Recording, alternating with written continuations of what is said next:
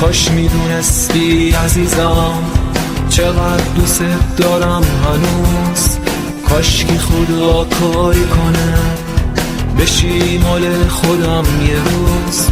هنوز برای زندگی تنها بهونم تویی، نیستی ولی بدون هنوز چرا بخونم تویی. آخه نمیشه باورم که رفتی از کنار من، دیگه به تو نمیرسم، نمیشی تو نگار من.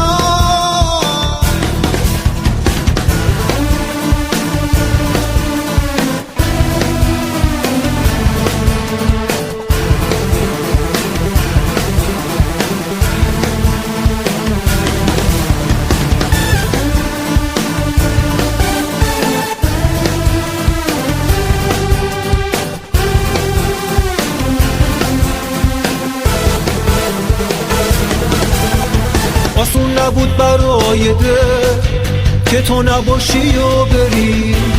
چرا به خونه دلم دیگه نمیزنی سری؟ بعد تو بارون یه نفس به چشم من همون نداد.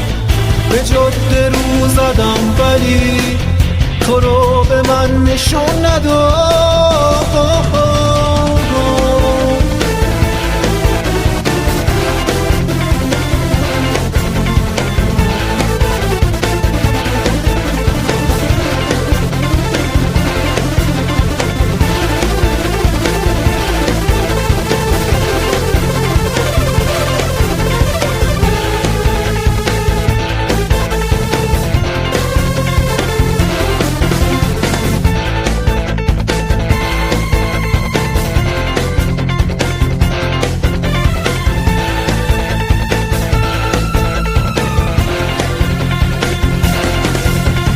دلم گرفت پرم شکست، بیا به داد من برس، بیا به داد این دل عاشق خسته تن برس.